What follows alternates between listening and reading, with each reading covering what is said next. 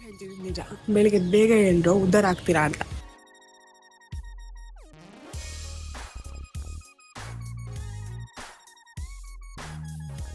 ನಾನು ಒಂದಂತೂ ಅಬ್ಸರ್ವ್ ಮಾಡಿದ್ದೀನಿ, ನಾನು ಲೇಟಾಗಿ ಎದ್ದಾಗೆಲ್ಲ ದಿನ ಇಡೀ ಸೋಂಬೇರಿಯಾಗಿ ಇರ್ತೀನಿ. ಎಷ್ಟೇ ಕೆಲಸ ಮಾಡಿದ್ರು ಟೈಮೇ ಸಾಕಾಗ್ತಾ ಇಲ್ಲ ಅಂತ ಅನಿಸ್ತಾ ಇರುತ್ತೆ.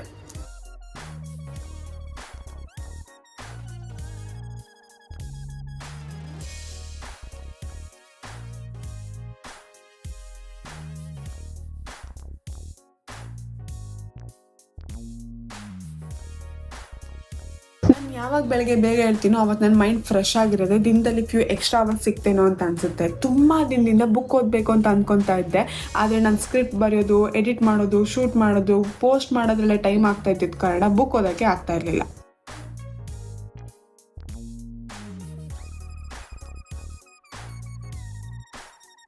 So moral of the stories, ಅವಾಗಿಂದ ನಮ್ಮ ದೊಡ್ಡವ್ರು ಹೇಳ್ತಾ ಇದ್ರು, ನಾವು ಕೇಳಿಲ್ಲ. ಇವಾಗ ಅವರು ಕೇಳುವುದರಾಗಿ ಬೆಳಗ್ಗೆ ಬೇಗ ಹೇಳಿ. ಬಾಯ್.